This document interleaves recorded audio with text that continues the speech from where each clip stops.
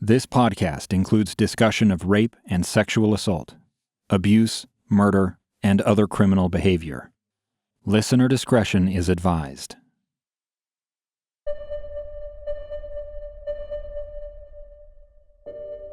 The penalty phase of Doug Lovell's trial for the murder of Joyce Yost began on March 20th, 2015.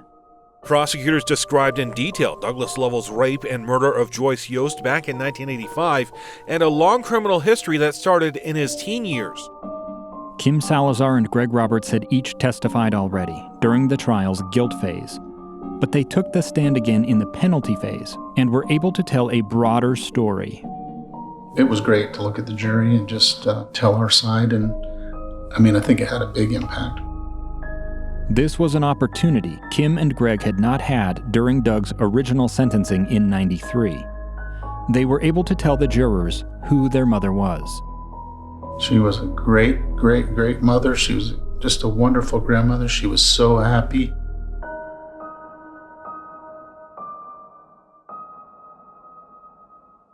Everybody will say the same thing. Oh, she was so beautiful. Oh, she was so sweet. She was the kindest woman. And she was. She was genuine. And they described the far-reaching and ongoing impacts of what Doug had done to her. Well, he is a horrible person.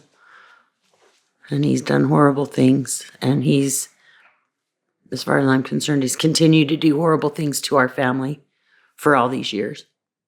Kim's children, who were by then adults, sat in the gallery as she testified. Their dad, Kim's ex-husband Randy, was right beside them. When Kim testified this last time, she got up and apologized to me. And she said she wanted to apologize to her ex-husband for not being the wife that she could have been. And she also apologized to her kids for not being 100% focused on them when she should have. But she did nothing wrong. Yeah, I think Kim's oldest, Melissa, and Melanie, her children, have a lot of resentment on what this has done to their mom's whole life, of where it's become the main focus of your life. Kim and Randy's daughters even took the stand themselves to describe how their lives had changed when their grandma Joyce had disappeared. And now my kids are older. Now they have to listen to this. And Kim and Greg have got to go through this whole trial again. Not fair. Not fair. Greg's children had not even been born at the time of Joyce's murder. I miss terribly that my kids couldn't know her and get a bigger piece of her growing up. He took all that from us. That's part of my biggest regrets. This is Cold, Season 2, Episode 12, Dancing with the Devil. From KSL Podcasts, I'm Dave Cawley. We'll be right back.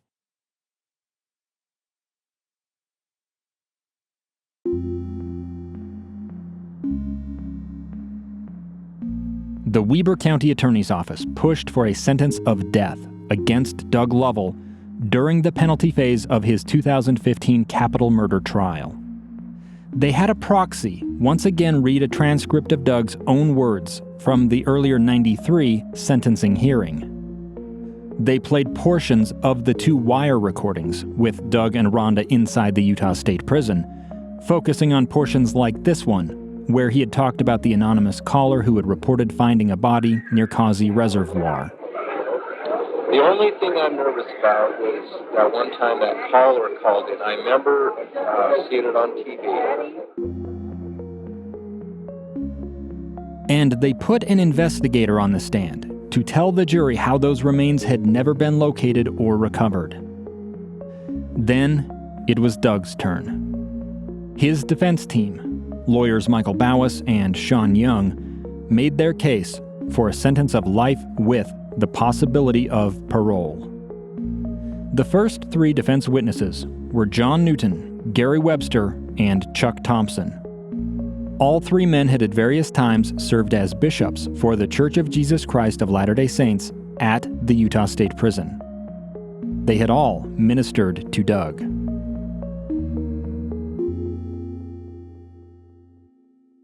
Defense attorney Sean Young led the questioning of the bishops, and the results were, I'll just say, stilted. Apologies in advance for the poor quality of this audio. It's unfortunately the best available for this piece of testimony. Are you aware of Mr. Lovell's current status with the Latter-day Saint Church? Yes, I am. And what is that? He's excommunicated. If you couldn't make that out, Chuck Thompson acknowledged Doug had been excommunicated from the church. Chuck's testimony wasn't exactly a ringing endorsement for Doug, but that wasn't because Chuck held reservations about Doug's character. To the contrary, he very much believed Doug was a reformed man. So why didn't he emphatically express that belief? There is a backstory to these bishops that requires some explanation. Doug had identified 4 bishops, as well as the person above them in the church's hierarchy, called a stake president, on his witness list.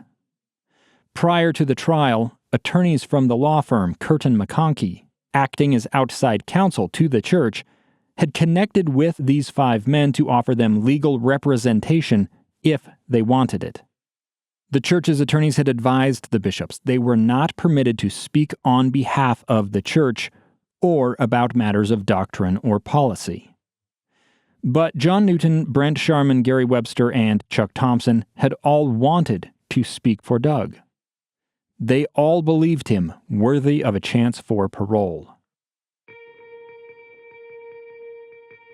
The Church of Jesus Christ, unlike many other Christian faiths, does not take a public position on the issue of capital punishment.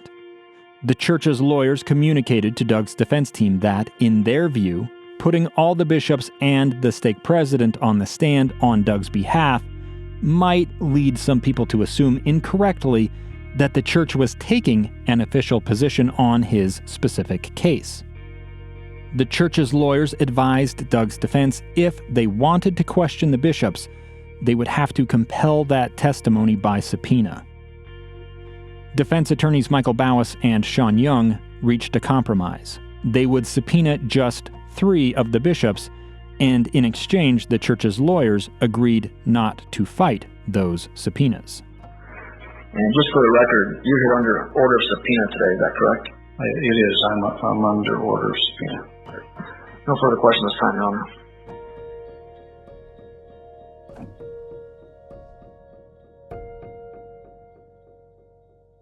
When these 3 bishops testified at the trial, they each made mention of Doug's charitable giving to Rising Star Outreach. Becky Douglas, the head of that nonprofit, arrived at the Weber County Courthouse the following morning. She had traveled all the way from the Dominican Republic, where her husband was at that time serving as a mission president for the church. Becky, in her role as companion to the mission president, had needed church permission to leave that post even temporarily.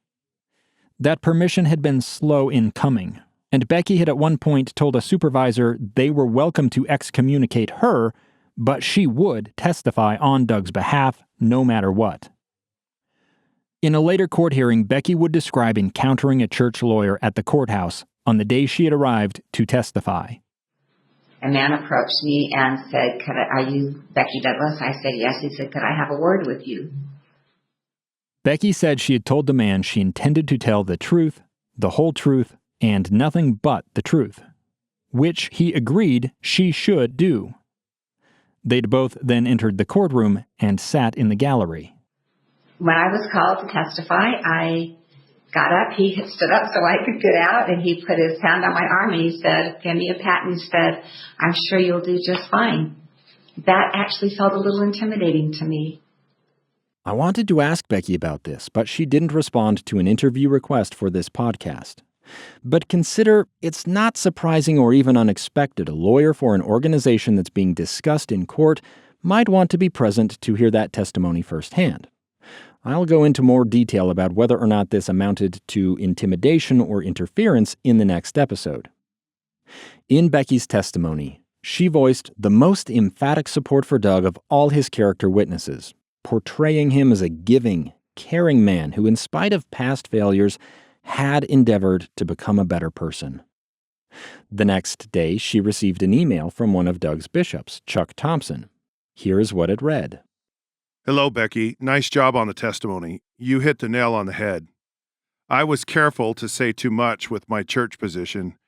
In fact, I was instructed to say as little opinion as I could and followed counsel. Becky replied to this email, describing her own discomfort over the presence of the church's lawyers at the trial. But I felt very blessed. I had prayed for the Spirit, and as I took the stand, I felt a calm peace settle over me. It seemed that whenever the prosecuting attorney closed some doors, they were later opened by the Lord in unexpected manners, and I was able to share the things I had come to share. Becky Douglas and Doug's bishops constituted just a fraction of the people on the defense's witness list. But many of the others didn't show up to testify. Defense attorney Sean Young told Judge Michael Bouwhuis their mitigation specialist had struggled to locate some of these people. I want to look at one of those in particular. His name was Brian Peterson. Brian had worked as a prison guard at SSD.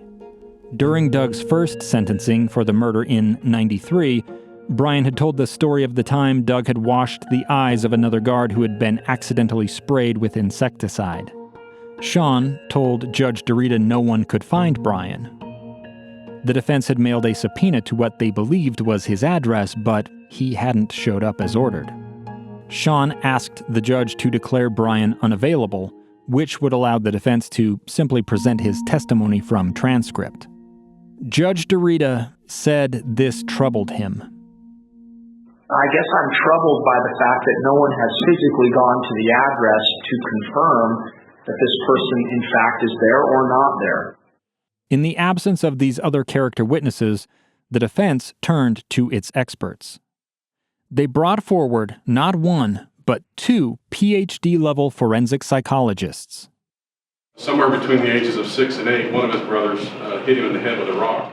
Lovell's attorneys described how he had a long history of head trauma, including a major construction accident as an adult. One of the psychologists, Mark Cunningham, spent hours on the stand talking about Doug's youth and the environment in which he had been raised. After the divorce came everything else, all of these crimes that you heard about. Then there was the troubled childhood, his mom's struggle with depression.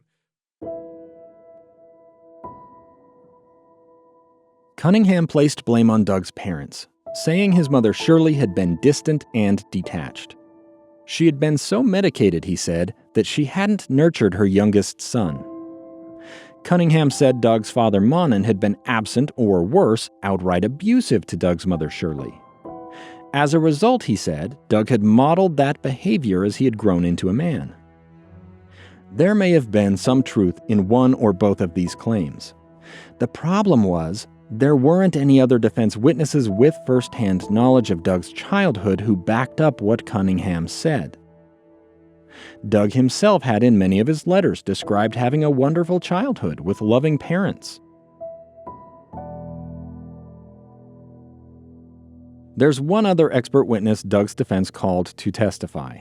His name was David Stoner. David was a wildlife biologist and PhD-level ecologist at Utah State University. He was an expert on the topic of mountain lions. The purpose of his testimony was to provide an explanation for why Joyce's body hadn't been at the spot along the Old Snow Basin Road where police had searched in '93. It's been acknowledged by a number of authorities that animals tampering with human bodies really confounds these investigations.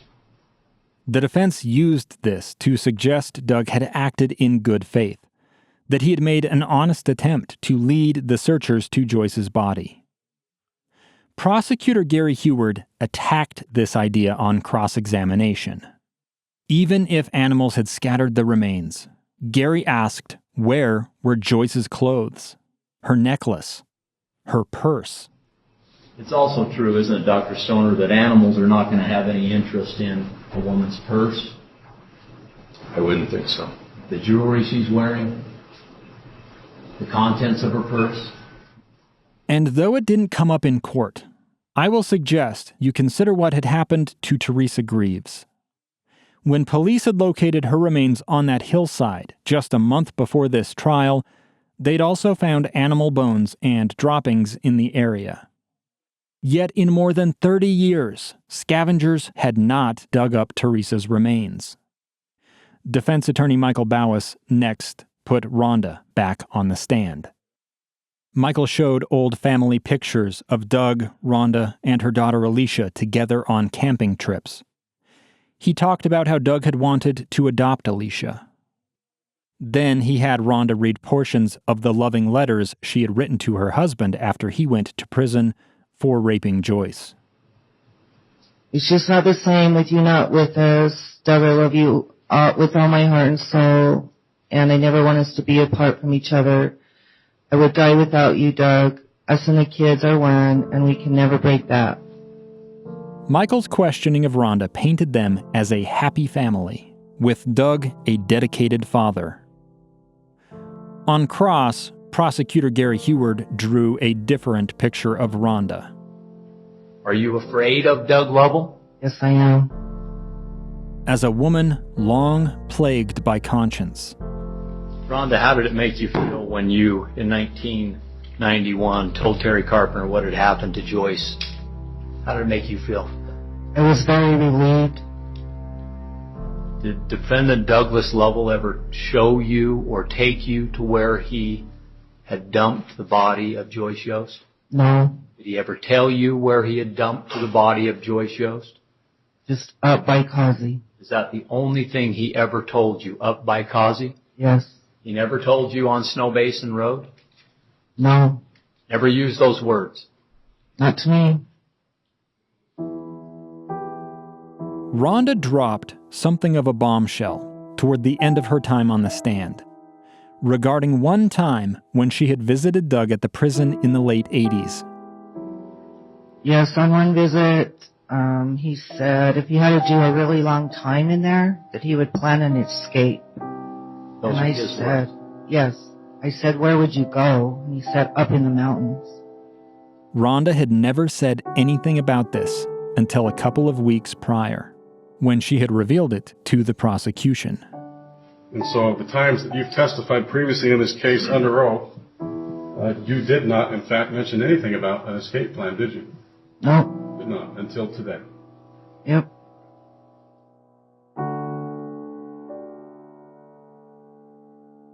Which led defense attorney Michael Bouwhuis to wonder, what else had Rhonda never disclosed? Well, I'm going to ask you now, is there anything else that needs to come forward in this case that you haven't said yet? Judge, I'll object to the question. Anything else? Mr. Bouwhuis, you can rephrase. I'm going to withdraw the question. Thank you. A man named Kent Tucker followed Rhonda on the stand. The junior member of Doug's defense team, attorney Sean Young, led the questioning. And what's your current occupation? I'm a bus driver for Weber County School District. Sean asked Kent how he knew Doug. Doug's mother and my mother-in-law are sisters. Kent had watched Doug grow up from a distance. Doug always wanted, he was just hungry for somebody to pay a little attention to him, and always wanted to know if I'd take him hunting or fishing. That's always been one of his passions. They had briefly lost touch after Doug first went to prison for the rape of Joyce Yost. They had reconnected a few years later, and Kent had been paying Doug regular visits ever since. They had grown very close, and Kent said he would take Doug in if Doug someday managed to secure his freedom. And I figured I could be, maybe build him up a little bit. We've been engaged in a lot of humor down there. That was about it. Sean's examination of Kent and Cross lasted all of 10 minutes. The defense then asked for an early lunch, so they could try and contact other witnesses who had not shown up yet. But there were no more witnesses coming. So after lunch, Judge DeRita raised the question of whether Doug intended to testify. Sean Young had urged Doug to take the stand. Have you had a chance to discuss that right with your attorneys, and have you made a decision about what you want to do with respect to that right? Yes, sir. I have talked with both my attorneys, and I'm choosing not to testify. Okay. With that, Mr. Bouwhuis, you may proceed. Thank you, Your Honor. The defense rests. All right. Thank you. the state then had an opportunity to call rebuttal witnesses. The first was Jared Briggs.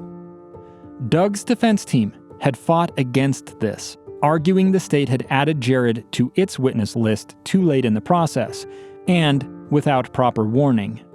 But Judge DeRita decided to allow it. Jared, you might recall, had been incarcerated at the Utah State Prison years earlier and had briefly bunked in the death row cell block. Do you recall specifically where you were housed? UN 1, Block 1, Cell 104. Jared shared the same story you heard in episode 10, how he had met and befriended Doug, how they had talked about hunting and fishing, and eventually, how Doug had opened up and told him about the murder. When he was describing those events in detail, and he did describe them in great detail, is that right? Yes. Did he show any remorse? No. On cross, defense attorney Michael Bouwhuis peppered Jared with questions designed to show his knowledge of the case was flawed, embellished, and included outdated details. Pieces Jared could have only known from having read old transcripts. You're aware that Doug Lovell had a lot of his legal paperwork with him in prison. Everybody does. Including Doug? Don't know, never was in his cell. This was a trap, and the defense closed it by calling a man named Ralph Menzies to the stand. Are you an inmate in the Utah State Prison? Yes, sir. What are you serving time there for? Capital homicide. Ralph's criminal history stretched back nearly as far as Doug's. Just weeks after Doug had arrived at the prison in '86, Ralph had kidnapped a woman named Maureen Hunsaker from a convenience store. He had robbed her, tied her to a tree in a canyon east of Salt Lake City, and slit her throat. A judge had sentenced Ralph to die by firing squad in '88. Doug and Ralph had lived next to one another for more than 2 decades, which meant Ralph was also acquainted with Jared Briggs.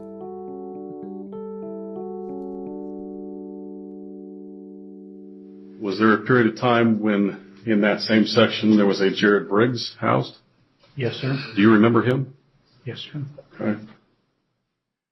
Ralph said all the death row inmates kept their case papers in their cells. But it was tough to do any meaningful work using the tiny tables inside each 14 by 7 foot cell. So, Ralph said, they would often take their papers out on the tier, the common area.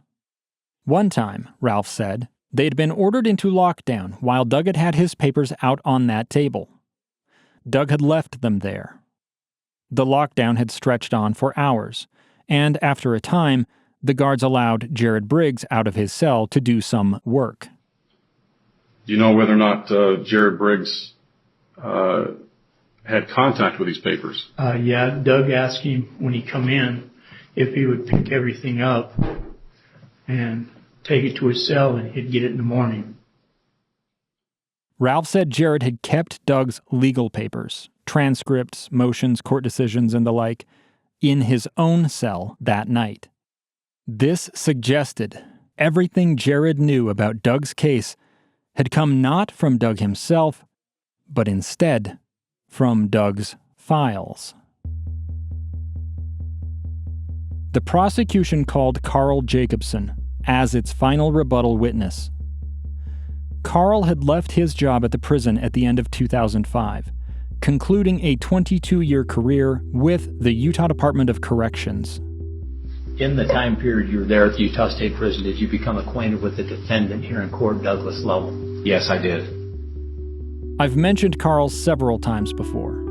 He had first met Doug while working in SSD in '87. Did you develop a rapport with him? Yes, I did. That rapport, Carl said, had benefited them both. It had evolved into a relationship of quid pro quo. Quid pro quo meaning what? Something for something. He gave me something, I gave him something, within reason and within the authority of my position. Carl said Doug had not been a difficult inmate. He didn't brawl, he didn't break rules, he didn't cause problems. But he had sometimes fed Carl information about others who did. Inmates often ratted one another out to the guards like this, either to keep from having the whole group punished for a single person's misdeeds, or to covertly take out the competition and move up in rank. So there's a motive behind that, and you've got to weigh that balance out. And oftentimes it's dangerous and it's difficult, but it's part of the equation, it's part of management of a correctional facility. Doug's good behavior had also on occasion resulted in his receiving what are known as positive chronological notes, or C notes, in his jacket, a sort of permanent record. If it's not in writing, it didn't happen. An inmate jacket is from the beginning to the end of their incarceration, and possibly more. Inmates coveted positive C notes. They were the currency with which a prisoner could prove good behavior when standing before the parole board, pleading for their freedom. Doug's jacket was replete with positive marks for actions he had taken at Carl's request. He had, for instance, repeatedly talked with groups of high schoolers as they took tours of the prison, arranged by Carl. Prosecutor Gary Heward asked Carl about the time in December of '98 when he had pulled Doug into a conference room for a one-on-one talk about Joyce's murder. It had come following the death of Carl's father. I said, Joyce deserves what my father has. And you need to stop this nonsense. And you need to come clean with me. And I deserve the why and the what. I want to know what you did and why you did it. And he proceeded to tell me. I described this encounter once already, so I won't spend too much time rehashing it here. But Carl did say, from the stand, Doug had blamed the detectives for their inability to find the body during the searches along the Snow Basin Road. I responded that it was bull. And how did he respond? That he's a mountain man. He knows the outdoors. He had went there. He had returned. And shrub oak grows this much in 9 years. He knows where it's at. He knows where that body is. And why won't he give this body up? Carl said he believed there were 3 possible reasons why Doug had not, and still would not, admit to the actual location of Joyce's remains. First, if he had mutilated them. Second, if there were more than one body at the site. And third, a combination of reasons 1 and 2. How would you describe for this jury this defendant? On the positive, he's charming, cooperative, manageable, articulate, very smart. On the negative, he's cold, calculating, and controlling. Is he a manipulator? Yes. How would you rank him as far as being cunning and smart in the people you've dealt with? Top of the list.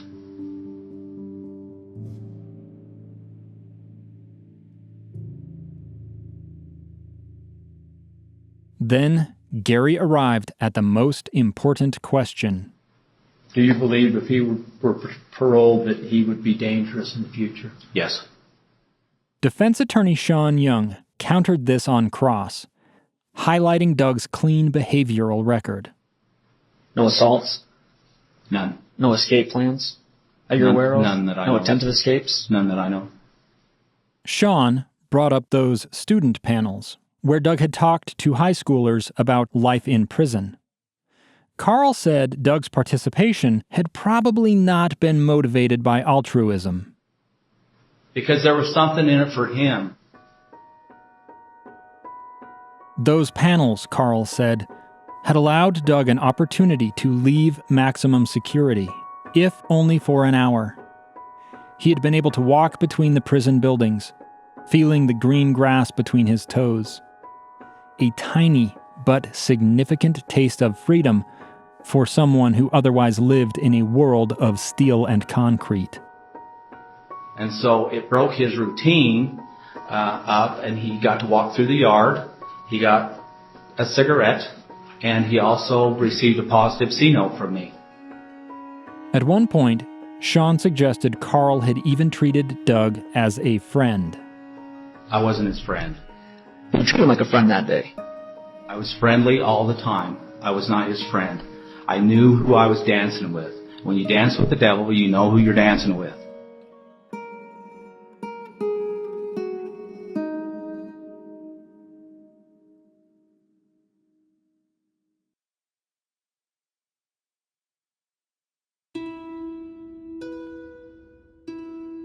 Doug Lovell was either an angel or a devil, depending on who you asked. Doug is a man who repented and deserves a chance to get into society before he dies. His bishop, Chuck Thompson, sent this email to the head of the charity Rising Star Outreach, Becky Douglas, on the final day of witness testimony. Saw Doug yesterday. He glowed. You are his angel and might be the one who saves his life. Both Chuck and Becky had testified on Doug's behalf. Both had seen Joyce Yost's children, Kim Salazar and Greg Roberts, sitting in the courtroom. I still don't understand what part of the atonement Joyce's kids don't understand. After 30 bitter years, it is more than time to let go and forgive Doug, a changed man. Closing arguments began the following morning. Prosecutor Chris Shaw went first. He told the jury, over the 30 years since Doug had killed Joyce, the focus had become, quote, all screwed up. It gets perversely directed back at him. When the focus should not be on him, it should be on Joyce Yost. There can be no closure, he said, when your loved one is taken from you forever. Consider that weight, the weight of the human destruction that this defendant's conduct has had on that family, and on Joyce Yost, most importantly. Life ended at 39 years. He asked the jurors to consider whether Doug had showed Joyce human dignity when she had pleaded for her life. And he challenged the idea Doug's efforts to lead investigators to Joyce's remains had been authentic. Remember his manipulative, controlling, and cunning nature. We have to stop and get a beer before we can take law enforcement to the place. Are you kidding me? We have to stop and get a beer. This is the same person that raped her, that kidnapped her.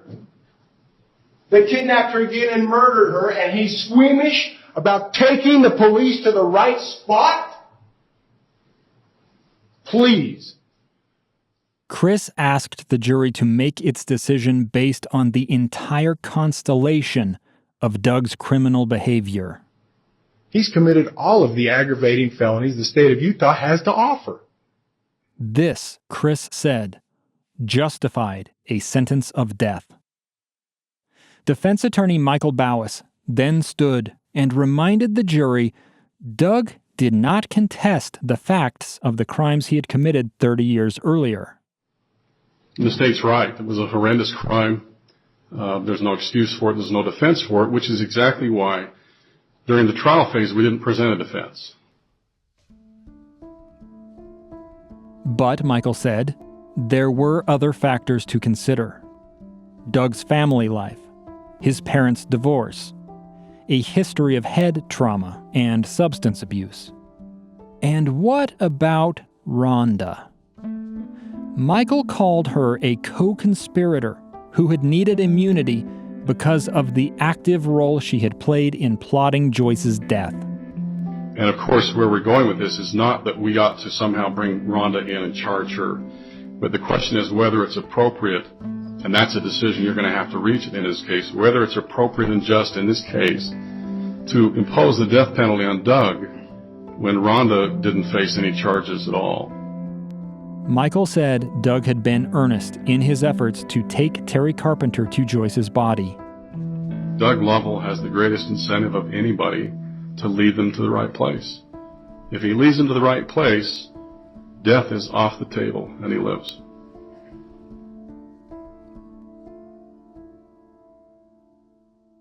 And all of the hand-wringing over that anonymous call in '87 about human remains near Causey Reservoir, Michael said that call probably wasn't even about Joyce. He said the man who had called probably just wanted to goad police into looking for another missing woman, hinting at, but not actually saying the name, Sherry Warren. Is that speculation? Sure it is. But what other explanation is there for this odd behavior from this man who calls and does not give any helpful information?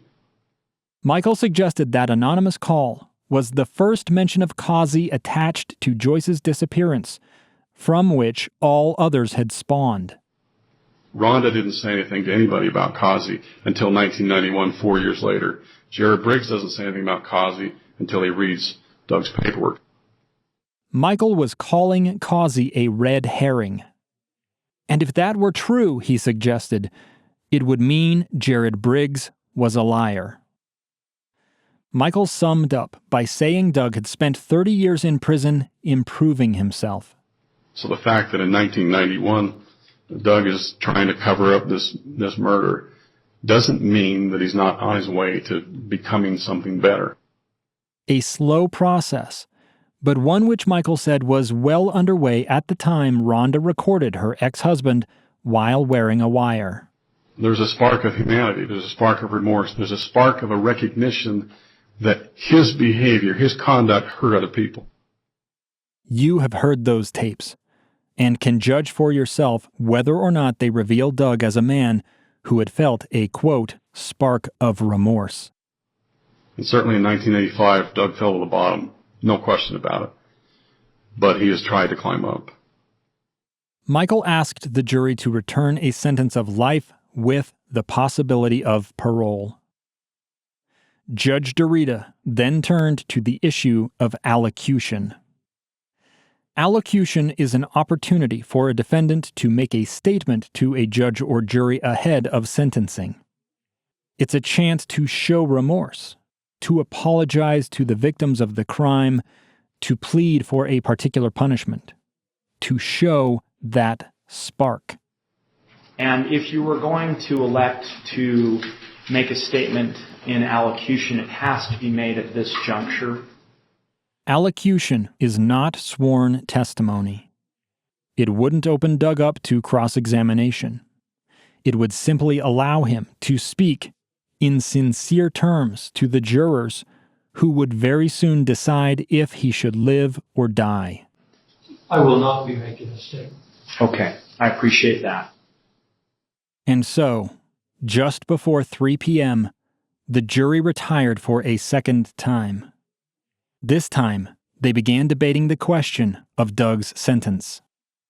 Those two options, death or life in prison with a chance of parole. A unanimous vote is required for the death sentence. The jury has been deliberating for about 3 hours now. Back in episode 9, I talked about how state death penalty laws changed in the 1970s as a result of a U.S. Supreme Court decision. Those changes were meant to take bias out of the sentencing process in capital cases. Utah's law required the jury in Doug's case to consider aggravating and mitigating factors. Part of that calculation involved looking at 7 instances of alleged criminal conduct for which Doug had not previously been convicted. The jurors would determine his guilt or innocence, then use those findings to help decide if the death penalty was warranted. Here were the 7 alleged crimes and the jury's decisions on each. For sexually assaulting Joyce Yost in her car on the night of April 3, 1985, the jury found Doug guilty beyond a reasonable doubt. You might recall Doug had at first faced 2 counts of rape in '85, but the sexual assault count which had sent him to prison was specific to what had occurred in his home. It had not covered the initial assault in Joyce's car. And speaking of what had happened in Doug's home, for forcing Joyce to perform oral sex there that night, the jury again found Doug guilty beyond a reasonable doubt of the crime of sodomy. This count had been dropped from the case in '85 over Joyce's unwillingness to talk about those humiliating specifics. The next special verdict form focused on the claim Doug had conspired with Billy Jack to murder Joyce. The jury found him guilty, likewise for conspiring with Tom Peters to do the same. The jury also said Doug was guilty of tampering with Tom Peters as a witness in '91 while they were both in prison, when Doug had given Tom that kiss on the top of the head. The remaining 2 instances of uncharged crimes both arose from claims made by Jared Briggs. Jared had testified Doug had asked him to kill Tom Peters in 2007. Did he ask you to do anything very specifically to Tom Peters? Yes, to get rid of him. And Jared had told investigators Doug had once again sexually assaulted Joyce on the night of the murder. He said he just wanted to hurt her. And so he said he sexually assaulted her when they got everything done. For both of these alleged crimes, the jury said Doug's guilt had not been proven. The decision suggested the jurors felt incertitude over Jared's credibility. So in total, the jury found Doug guilty on 5 of the 7 instances of uncharged conduct. Debating all of this had taken time, and no one outside of the jury room had any idea just how much longer the sentencing decision might take. All Kim, Greg, and the rest of Joyce's family could do was wait. Yost's family has been in the courtroom during this long trial. They told me they'll make a statement after the jury reaches a decision.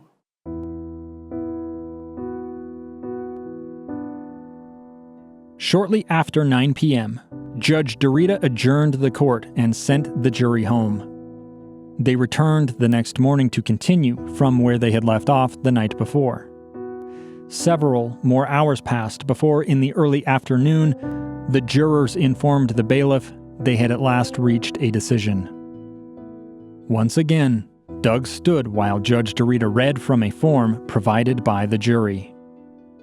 We, the jury, in the above entitled case, unanimously render a sentencing decision for death. Death.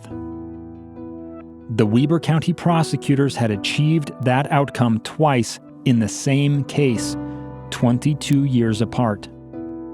First with a judge, and now with a jury. Joyce's children, Kim and Greg, felt relief. I thought they frustrated Doug Lovell again, big time. Yeah. I thought it was awesome.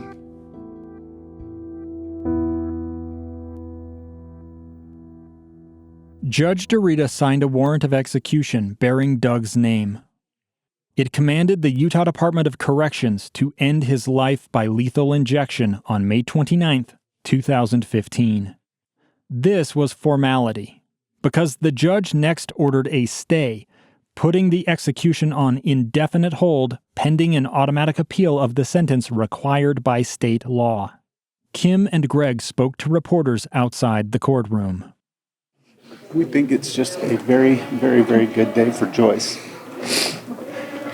And a good day for our family. Relief for the children of Joyce Yost. Until you walked in these shoes, you just don't have any idea how difficult it is to get through. Who say Douglas Lovell deserves to be put to death for what he did to their mother in 1985. The things that he did, incredible, horrible things to do to somebody that he didn't know that didn't deserve it. Defense attorney Michael Bouwhuis had made it out of the courthouse by the time those same TV cameras caught up with him in the parking lot. Lovell's attorney says Lovell hoped he would get out of prison one day. The hope was that they wouldn't want to impose a death penalty and they'd go with life with the possibility. Still, he doesn't think Lovell, who is 57 years old, will ever be executed. He's looking at least 20 years before he runs out of appeals, and probably longer than that. This fact had not escaped Kim and Greg. In a sense, they were right back where they had been in August of '93. It felt like it was too much square one. As if to prove this point, Michael Bouwhuis filed a motion asking for a new trial. Now you're back to square one again. It's all ahead of you now. The appellate process, everything just starts over.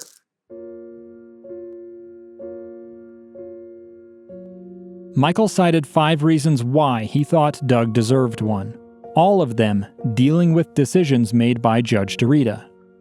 They included DeRita's refusal to sign off on the plea deal, to notify the jurors of the plea negotiations, to admit Doug's many letters into evidence, permitting the testimony of Jared Briggs, and the judge's rejection of Doug's pretrial motions. Kim knew from experience, this move asking for a new trial alone could result in years of legal delay. But we have not moved an inch in all these years, as far as the judicial process goes.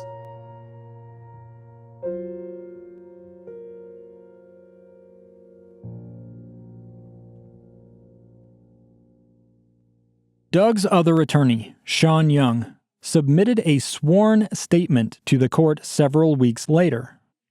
In it, he made a rather stunning claim. Sean said lawyers representing the Church of Jesus Christ of Latter-day Saints had interfered with the trial. Sean wrote that the church's attorneys had shown up at the courthouse on the day those 3 bishops were set to testify and, quote, threatened to interfere with the testimony if he didn't limit the scope of his questioning. Judge DeRita denied the motion for a new trial. The verdict would stand, unless, that is, Doug could once again win a reprieve from the Utah Supreme Court. For that, he would need a new lawyer. The county also had to fund Doug's appeal, so it tapped another of the attorneys it kept on contract for indigent defense work and signed him to a second contract devoted exclusively to the appeal. That attorney's name was Samuel Newton. Samuel went right to work, and on August 3, 2015, filed the appeal with the Utah Supreme Court. Doug's appeal soon hit some road bumps.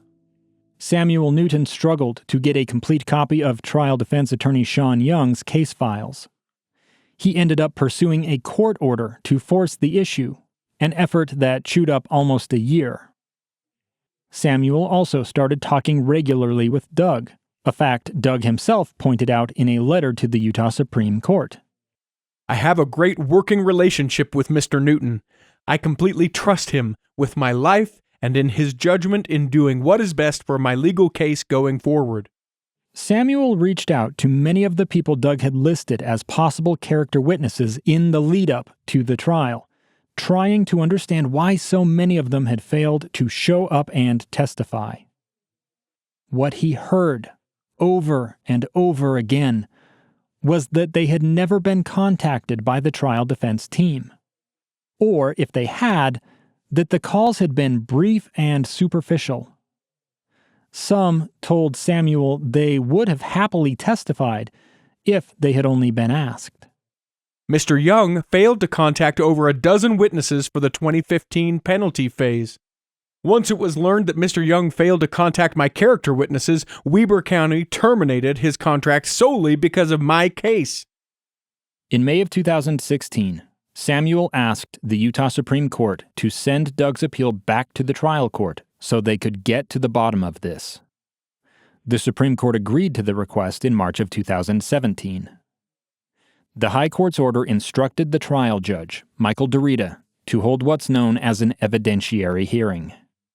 As for Mr. Bouwhuis, he was lead counsel in charge of Mr. Young. I believe the upcoming hearing will clearly show that Mr. Bouwhuis failed when it came to overseeing Mr. Young's work.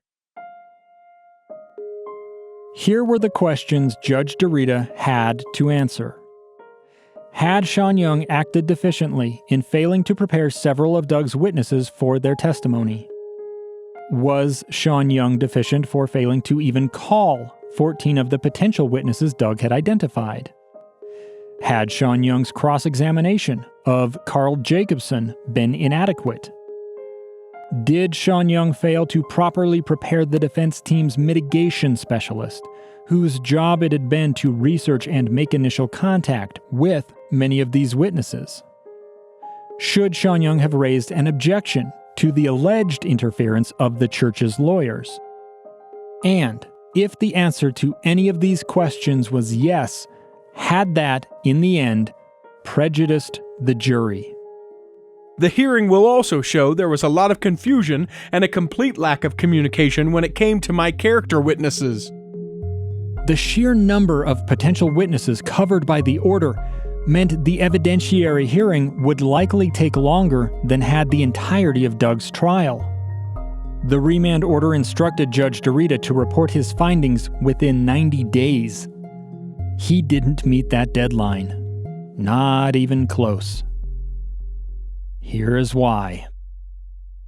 Appellate attorney Samuel Newton had, by the start of 2017, expended the $75,000 allotted by the county for the appeal. He anticipated the evidentiary hearing was going to require hundreds more hours of work. He began talking with county staff and commissioners about the need for additional funding. The county suggested Samuel was overestimating the time required. They offered an additional $15,000, but also expressed skepticism over how much time he was spending communicating with Doug. For the first time, I got an attorney who represented me to the fullest, who knows my case inside and out, and now the county has pulled the rug on funding him. Samuel claimed in a sworn affidavit the county had refused to pay him $120,000 for work he had done on a different death penalty appeal. That had caused stress, which had in turn exacerbated a heart condition. This drew the Utah Attorney General's office into the funding dispute. In a letter, an AG's office staff member said Samuel had developed a conflict of interest. His health and Doug's defense were now at odds. In a court filing, Samuel referred to his situation as, quote, involuntary pro bono. He asked Judge Bouwhuis to intervene and force the county to pay. But Judge Bouwhuis declined on the grounds it was a civil matter that didn't fall within his jurisdiction. Doug argued to the contrary. In a letter to the court, he said his very constitutional rights were at stake. I have the right to effective assistance of counsel for my defense, and I had just that. I had an attorney who was competent, who actually read my entire file, who met regularly with me, and who, I believe, had my best interests at heart. Doug pointed out the county would have to hire another appellate attorney for him if the court allowed Samuel to withdraw. That lawyer would start from scratch. The tens of thousands of dollars already spent on 2 years of Samuel's work would be for nothing. I ask this court to please intervene and see to it that Mr. Newton will remain as lead counsel in my case going forward. Judge Bouwhuis released Samuel from the case at the end of August. This drew media coverage, including editorials scathing in their assessment of Weber County's handling of the matter. The bad publicity didn't help, as the county sought to find another qualified attorney willing to take up Doug's appeal. In fact, it could find only one, Colleen Coburg. She signed a $100,000 contract with Weber County at the end of September. Weeks later, the Weber County Commission sent Samuel a letter informing him the county was terminating his contracts. The commissioners accused Samuel of making untruthful comments to the media, which had harmed the county's reputation. Samuel struck back, filing a federal lawsuit against Weber County and its commissioners, accusing them of violating his First Amendment right to free speech. And none of this had much of anything to do with Joyce Yost, a fact that wasn't lost on her children. I think Doug Lovell likes the limelight. He likes the attention, and that's exactly how it plays out. Especially over time, the victim becomes much less important, and this horrible perpetrator becomes the story, and it's rough. It is difficult. So I don't see any remorse.